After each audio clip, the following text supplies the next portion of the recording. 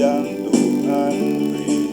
Hidup ini harus jadi berkat. Oh Tuhan, pakailah hidupku selagi aku masih kuat. Bila saatnya nanti ku tak berdaya lagi, hidup ini sudah jadi berkat. Oh Tuhan, pakailah hidupku selagi aku masih kuat. Bila saatnya nanti ku tak berdaya lagi, hidup ini sudah jadi berkat.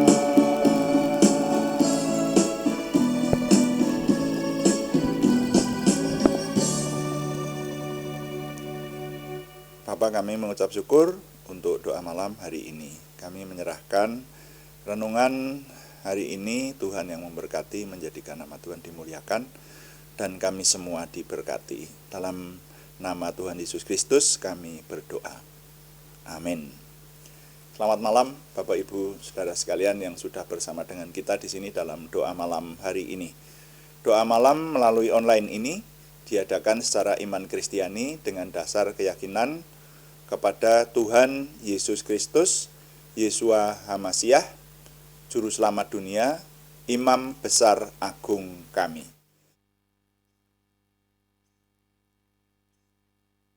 Dan firman Tuhan yang didokumentasikan dalam kitab suci Perjanjian Lama serta Perjanjian Baru menjadi pegangan kami, menjadi pegangan kita sekalian. Saudara-saudara, doa malam ditujukan untuk menjawab pertanyaan, karena itu kalau ada pertanyaan yang bersifat rohani dari teman-teman seiman dan ingin supaya kami menjawabnya, silahkan dikirimkan kepada kami, nanti akan coba kami jawab menjadi tema-tema dalam doa malam kita.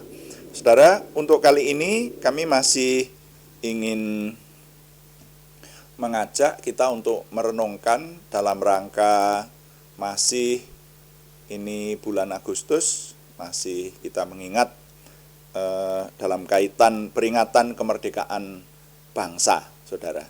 Kita baca lebih dulu Matius pasal 5 ayat yang ke-13. Matius pasal yang ke-5 ayat 13, firman Tuhan berkata, ini ucapan Tuhan Yesus. Kamu adalah garam dunia. Jika garam itu menjadi tawar, dengan apakah ia diasinkan? Tidak ada lagi gunanya selain dibuang dan diinjak orang. Nah, satu ayat saja mendasari apa yang akan kita renungkan dalam perenungan, kaitannya masih dalam rangka peringatan kemerdekaan bangsa ini. Tuhan memfirmankan, menyatakan bahwa kamu, artinya kita sekalian umatnya,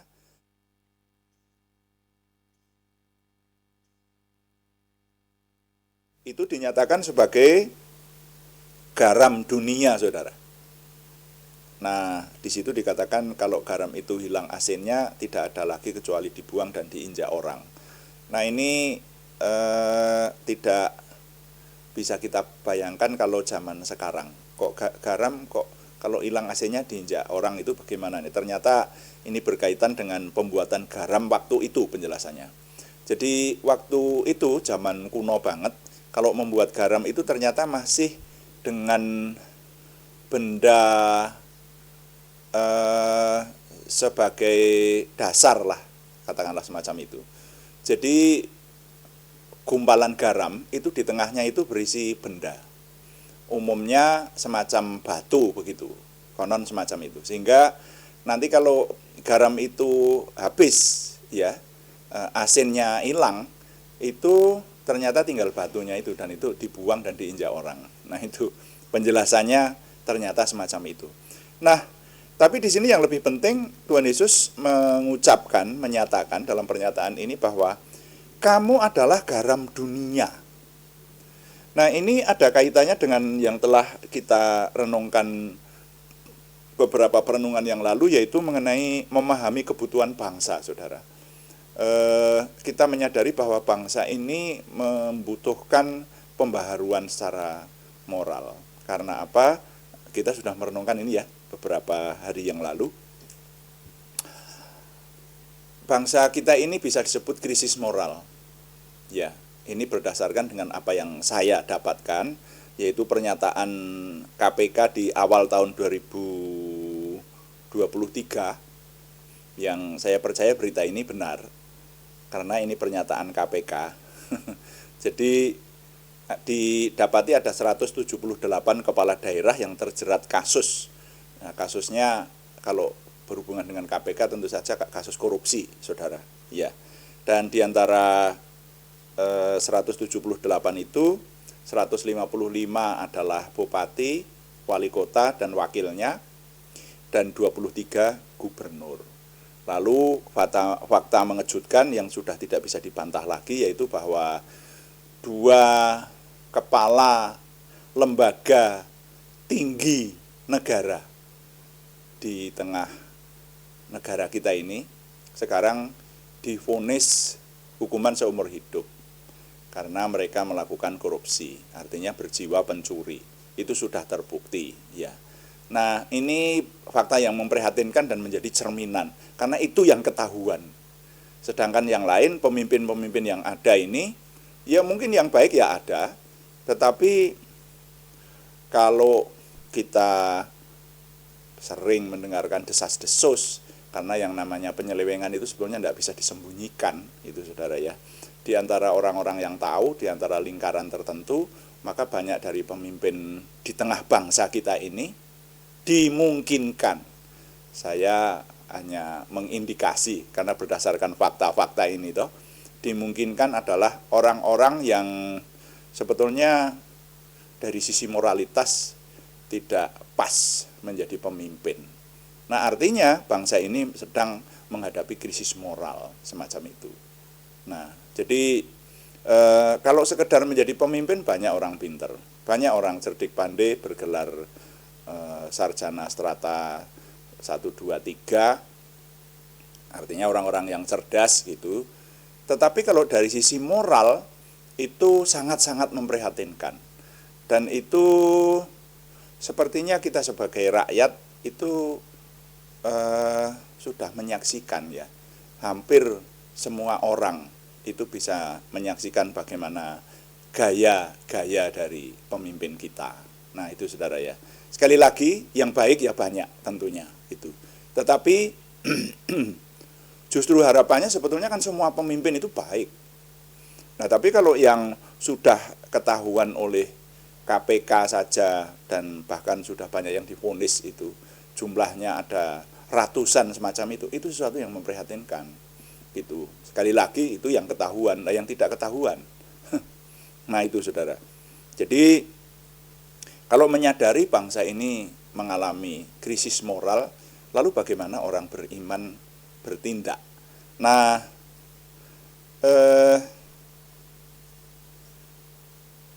kemarin sudah kita renungkan bersama bagaimana orang-orang beriman itu seharusnya bersikap.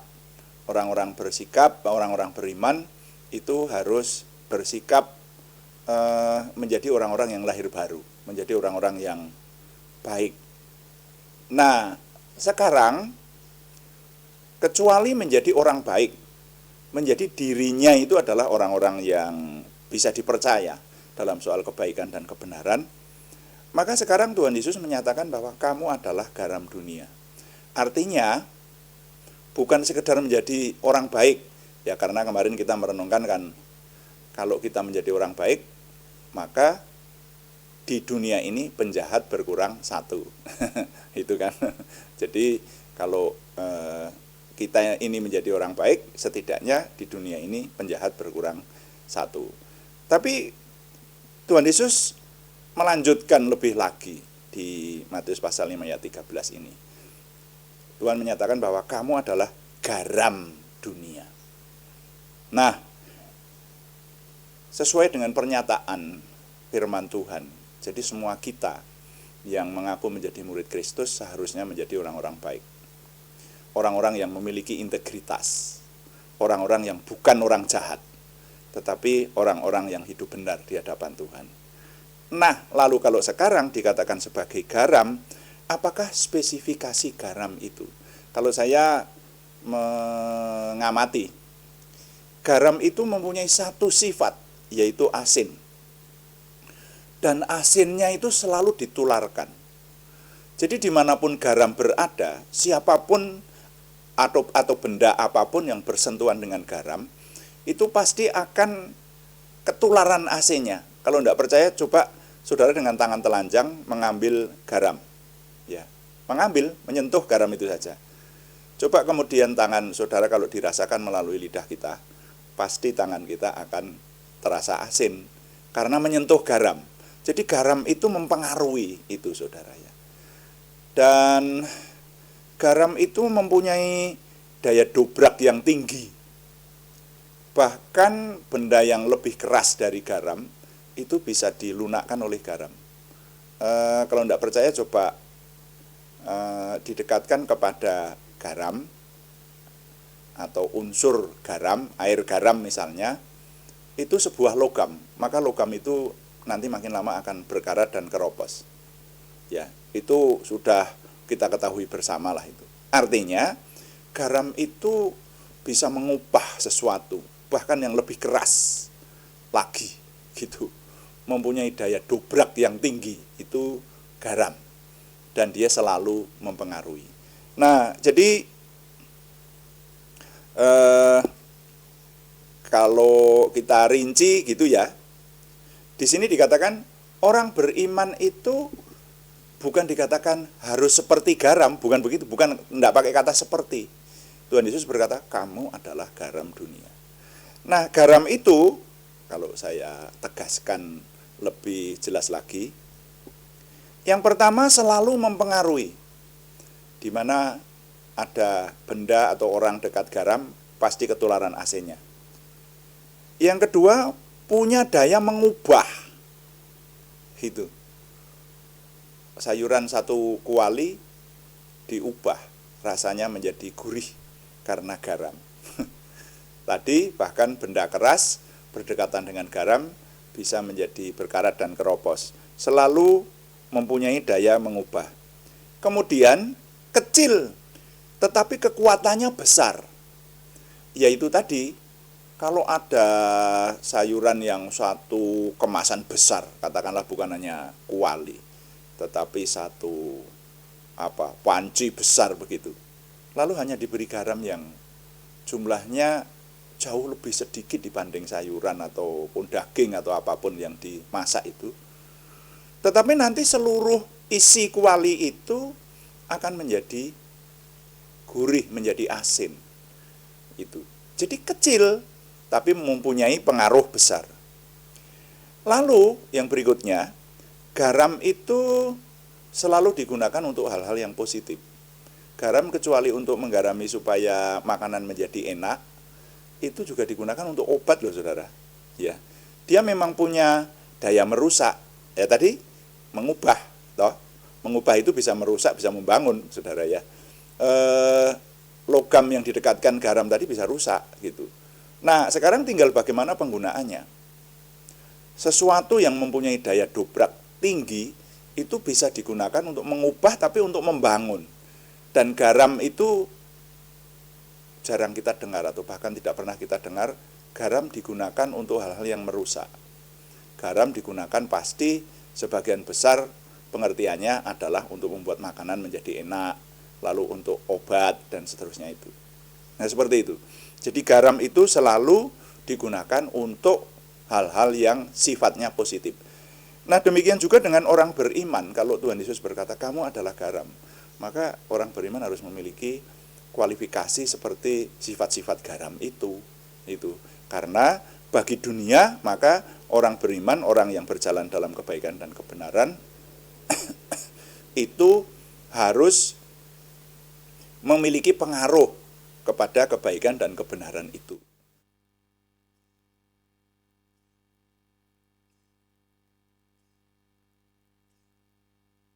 Selalu mempengaruhi, punya daya mengubah, kecil tetapi kekuatannya besar, dan berguna untuk hal-hal yang positif. Nah, orang beriman juga harus memiliki hal yang semacam itu. Nah, jadi kalau kita kaitkan dengan kebutuhan bangsa, maka saudara-saudara sekalian, orang beriman bisa andil dalam memerangi krisis moral.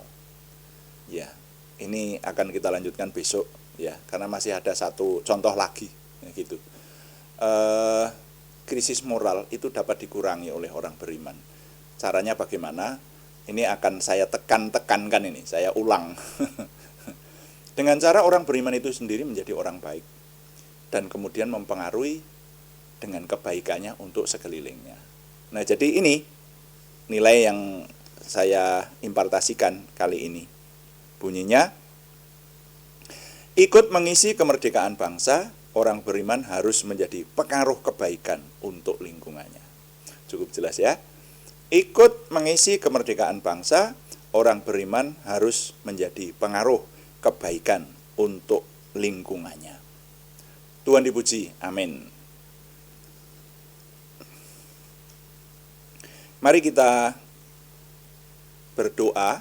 Saudara-saudara, firman Tuhan menekankan contoh doa yang terkenal, yaitu doa Bapa kami yang diajarkan oleh Tuhan Yesus Kristus, dan doa Yabes yang memiliki kuasa itu. Dan doa Yabes itu sudah dimodifikasi sedemikian rupa. Nah, mari kita berdoa sesuai dengan firman Tuhan ini ya. Kita akan doakan salah satunya. Sekarang saya akan mendoakan salah satunya aja ya. Kalau bukan doa Bapa kami, ya doa Yabes. Mari sekarang kita berdoa dengan doa Yabes yang sudah dimodifikasi sehingga kalimatnya menjadi bagus. Itu saudara ya. Kita berdoa. Tuhan, berkatilah kami dengan berlimpah-limpah. Perbuatlah sesuatu yang besar dalam hidup kami, dan itu jelas berasal daripadamu. Tambahkanlah pengaruh dan kesempatan kami bagimu. Berikanlah kami suatu perasaan akan hadirat-Mu dan petunjuk-Mu senantiasa. Jagai dan lindungilah kami, supaya tidak jatuh dalam perangkap setan. Dalam nama Tuhan Yesus Kristus kami berdoa. Amin. Demikian doa malam hari ini, saudara. Kami beritahukan kembali, tidak intinya kami beritahukan bahwa doa malam dilaksanakan setiap hari Senin sampai Sabtu setiap jam 6 atau jam 18 waktu Indonesia Barat. Juga ada doa pagi yang dilaksanakan pada setiap hari yang sama pada jam 5 pagi. Temanya berbeda. Yang doa pagi mengurutkan membaca firman Tuhan mulai dari kitab Kejadian. Hari-hari ini sampai di kitab Nehemia, dan bukan hanya dibaca tapi sambil direnungkannya. Puji Tuhan, banyak saudara-saudara yang setia mengikuti doa pagi kita. Nah, yang doa malam untuk menjawab pertanyaan, karena itu saudara yang memiliki pertanyaan silahkan dikirimkan kepada kami, nanti akan sekali lagi menjadi tema-tema dalam doa malam kita. Terima kasih kepada semua yang sudah mendukung. Kami tetap mengharapkan dukungan Anda, setidaknya dukungan doa. Juga terima kasih yang belum memberikan subscribe, berkenan memberikan subscribe, like, komen, dan share, bagikan kepada teman-teman lain sehingga lebih banyak lagi yang diberkati bersama dengan kita. Selamat malam, Tuhan memberkati. Amin.